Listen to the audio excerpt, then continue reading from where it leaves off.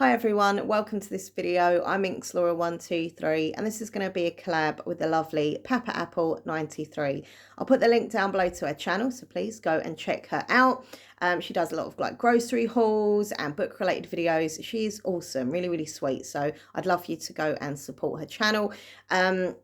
So yeah, basically we have done a buddy read together where we've both read the same book and we're going to be kind of discussing it in our views and opinions about the book. I'm really intrigued to know if she liked the same characters as me, if she's pleased with the way things ended out, like the end and that kind of thing. So yeah, I'm mega happy to have done this collab and buddy read, and we definitely plan on doing something like this again in the future. So the book that we have both read is Taylor Jenkins Reid, One True Loves. So I'm a huge fan of Taylor Jenkins Reid. I've got some other books behind me. I've got a new book upstairs actually as well. If you've not read Taylor Jenkins Reid books, honestly, you need to. Seriously, she's just such an amazing author.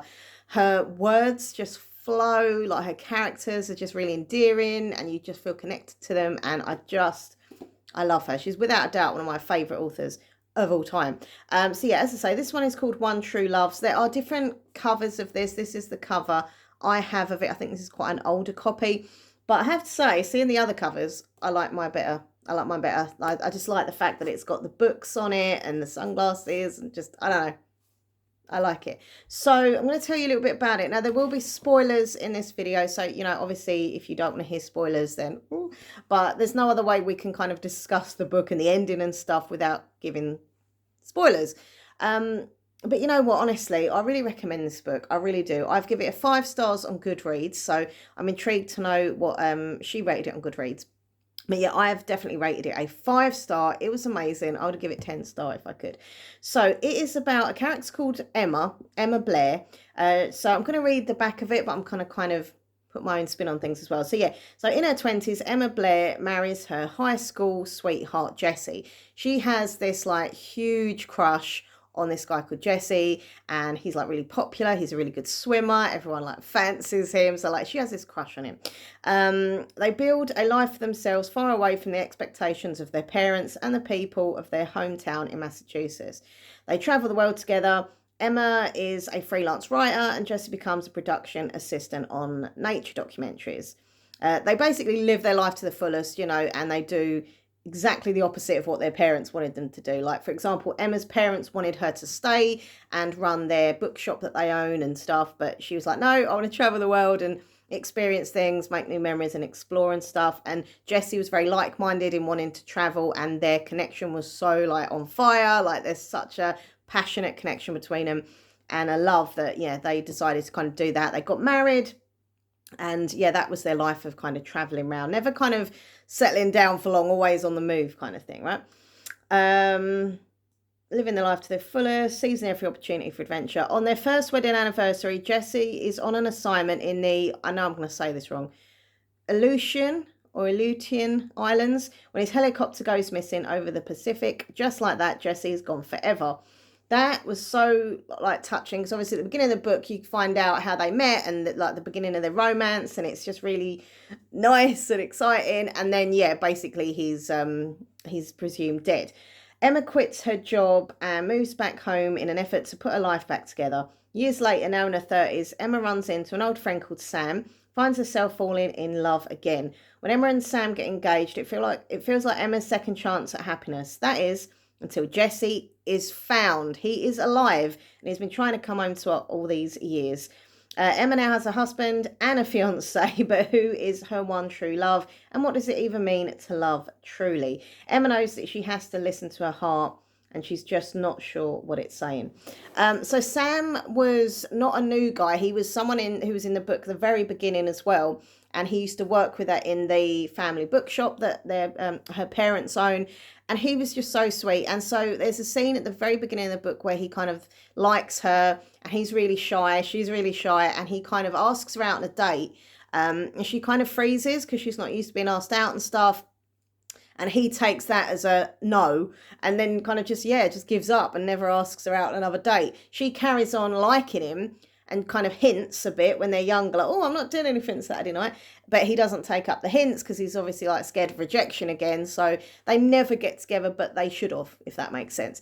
And then yeah, she basically has this huge crush on Jesse, who's like, as I say, the popular boy at school. Everyone likes him, and he's like one of the big swimmers, and you know he's doing really well and stuff. And she has this massive crush on him. She doesn't think he'll ever notice her. And then yeah, eventually there's this party. I won't give like loads of spoilers obviously, but there's this party. They get in trouble at it, and they kind of run off together, and then just start talking and kind of building up this instant, you know, friendship. And yeah, I think from the beginning, I think she knew he was a bit of a rebel, and he wasn't like a goody two shoes. I think that's what made the appeal. And he was really handsome. So yeah, they start dating, and obviously, as I said, they get married, and they have careers where they basically like travel and go around the world and stuff. And it's nice, you know, when you're reading about them, they've definitely got this spark. And I love the scene when they're at their wedding and they just kind of slip away from everybody else and go and have some private time. Because like I always thought, yeah, at a wedding, like everyone's surrounding you and all you probably want to do is just be with that person you're in love with and marrying. So yeah, I like that. I thought it was quite cool when they sneaked off and had some fun. But yeah, so their romance is great, the connection is great. But there is a point where I did notice signs of her saying, well, you know, would you ever think about like just ever, you know, settling down and just, you know, not traveling and that? And he's like, no, you know, this is our life. And she's like, oh yeah. But I think the signs were there early on for me as a reader that she was kind of in the back of her mind, she did think of having kids, settling down, going back to where they were from and not constantly on the move. Anyway, so yeah, I mean, that was devastating when she found out that he'd been presumed dead. So the body obviously was never found, but because it was over the ocean, it was like, obviously, he's dead. Like, and her family are sort of saying to her that you've got to move on with your life. He's gone. You can't, you know, because she starts to obviously fall into bad depression and anxiety because she's just waiting for him to come back, and it's, you know, nothing's happening. And then he's kind of presumed dead. And so, you know, after a lot of sort of grieving, she kind of moves on, and she gets her life back on track, but in a new way. So instead of all her traveling and stuff, she just wants to kind of settle, and she starts reading, and she starts enjoying things that she never used to when she was younger. You know, whereas before, like the thought of settling down and working at a mum and dad's bookshop would have been torture. Now she's like, you know, this is where I want to be. You know, this is my life. I really enjoy this. I like the mundane things. And so her personality changes, her look changes, everything about her kind of thing goes opposite than what she was. So she's more kind of settled.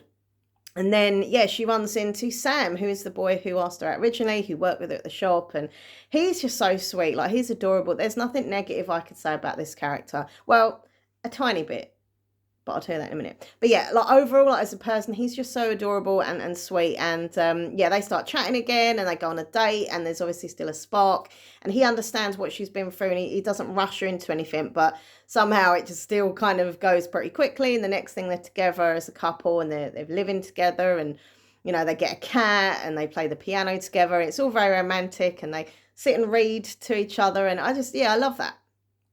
So their relationship is pretty much perfect. They get engaged. They're all planned to get married. And then she gets this random phone call one night when they're out for a meal with her family from Jesse to say he's still alive.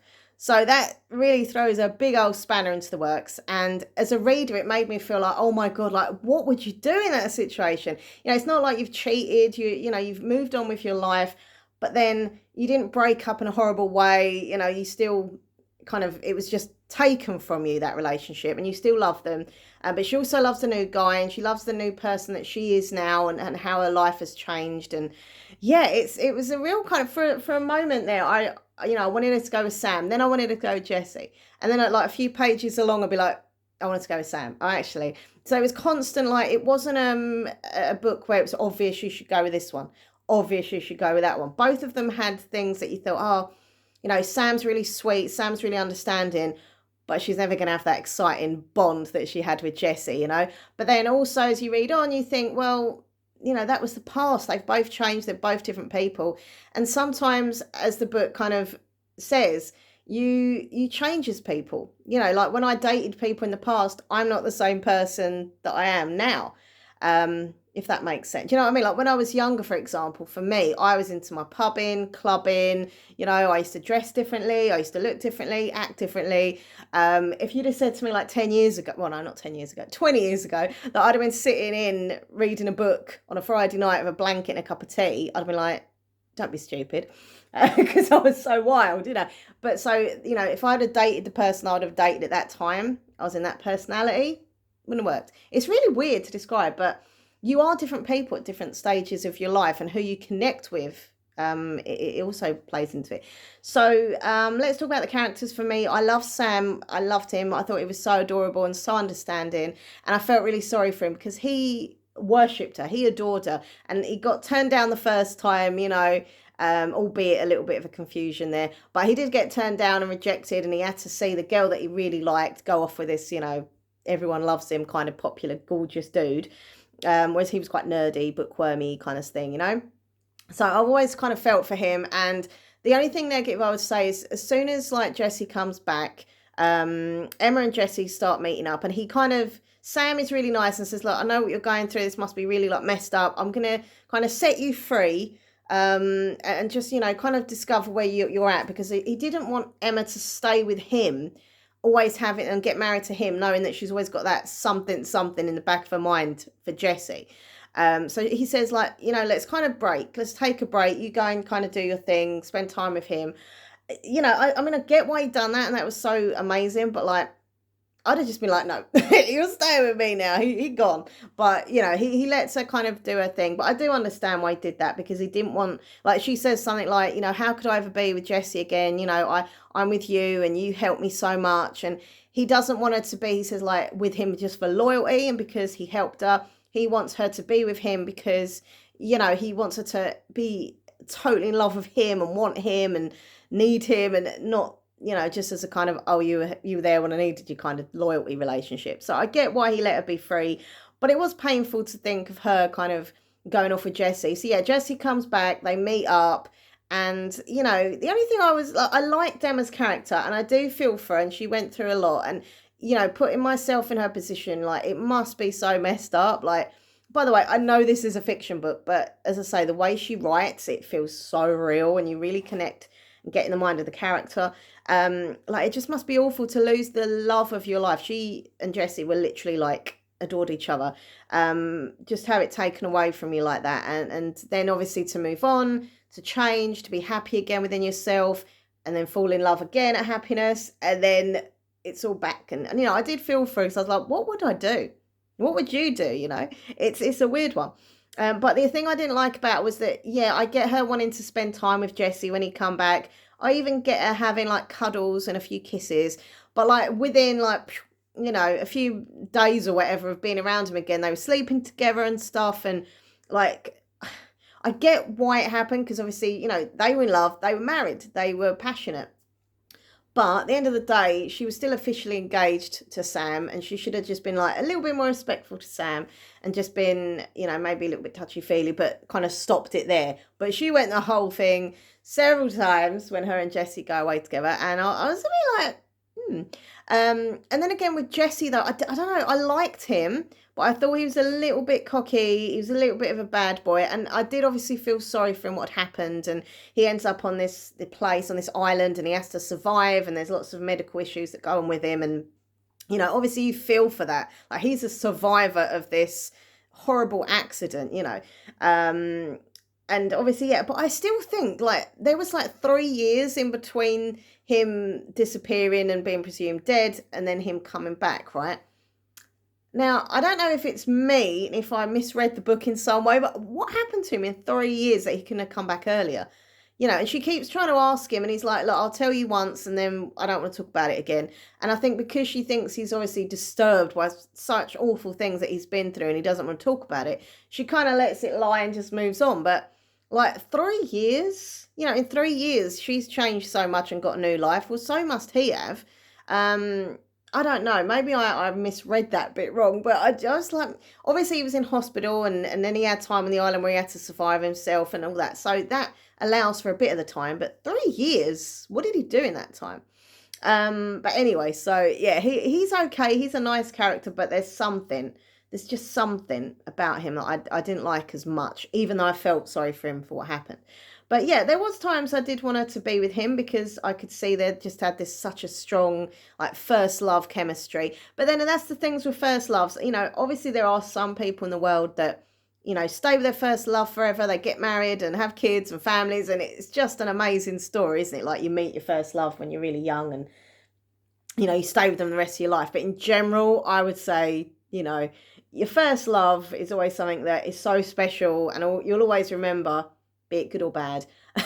But, you know, eventually you do move on and grow up and meet different people and experiences. So, you know, I don't know. In a way, it was kind of like, he was her first love, but that was when she was so young and inexperienced as well. So she needed to kind of move away from that and put it in the past. But then I thought, well, she still really likes him. And they've still got that banter and that bond. But then when they've re-met up, like you can see the changes are there, and he thinks she's still into traveling and she's not. When she tells him she works at the bookstore and stuff, he's a bit like, because it's so different. It's so opposite than the way his, you know, Emma used to be.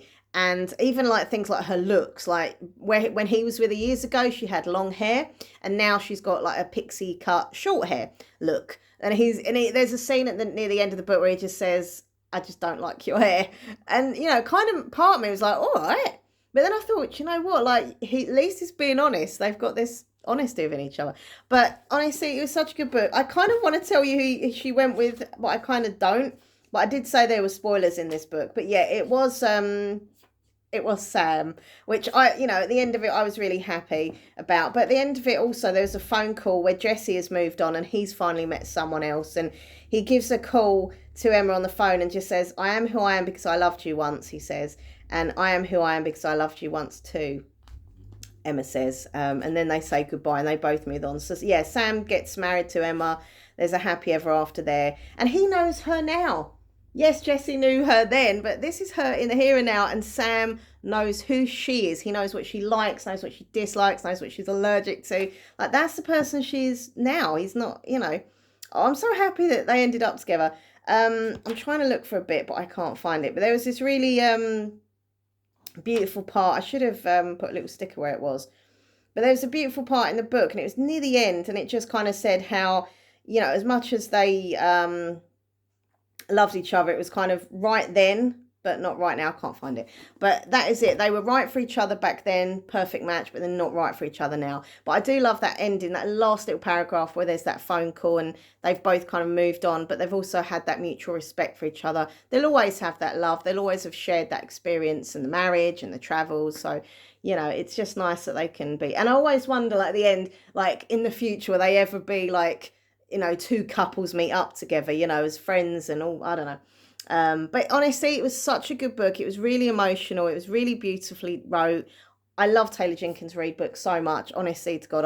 I just love her storytelling and her characters are just the best. So, wow, 5 stars for me. And it does make you think, you know, what would you do? I don't know. Like, if you're in love with someone, but then you fall in love with someone again, like, I don't know. So there's a Q&A here at the back as well, which I haven't read actually, where they ask her questions, the author, about like different books and stuff, and this book, what she's done. There are still a few more books that I need to read from her. I've read quite a few of them. But yeah, there's still a few on my list that I haven't read from her, some of her older books. But yeah, wow, this book was amazing. Okay, so hope you enjoyed my little rambles about this book. And I've done this video literally the day after finishing it because I didn't want it to kind of go out of my mind. I read so many books that I sometimes do forget things. And, you know, this one I've had no notes. I'm just literally going what's in my head because it's so fresh. But, yeah, everything about this book was great. I love the fact that it was in the past a bit and it's in the present. And I love the fact you got to know the characters from a very early age and what they are now. I love that kind of twist of who we should go with and not knowing who I wanted it to go with. Like, it was just absolutely brilliant on every level. It's just about the right length as well. You know, I couldn't put it down. I read it in literally a day. I could not put it down. My fiance was talking to me at some points and I was like, what? Because I wasn't listening. I was so absorbed in my book and I loved it. So I'm not getting rid of this book. Sometimes once I've read a book, I put it on eBay and sell it. But no, this book is staying with my other, where is she? She's down here somewhere. Oh, there they are. I've got Daisy Jones and the Six and Seven Husbands of Eve and Hugo. And so I've got her new book upstairs, Carrie Soto's Back, to read as well. So that'll go with that as well. My little collection of Taylor Jenkins Reid books. So yeah, okay. Thank you for watching. If you are on Goodreads, come and follow me on there. You can see what books I've read and want to read, that kind of thing. All my social media links are down below, so please check those out. Thank you once again to Papaapple93 for doing this with me. She's such a sweetheart, and I'd love to do this again in the future, as I say, with her. And you know, so I'm really excited to know what her views are of the book. I have finished earlier than her because I'm a super fast, mega speed reader, but I'm not going to discuss the book with her until she's finished because I don't want to give her any spoilers in any way or anything. So I'm excited to see what she says about it. But I, for one, absolutely loved it and give it a 5-star. So I'll see you later.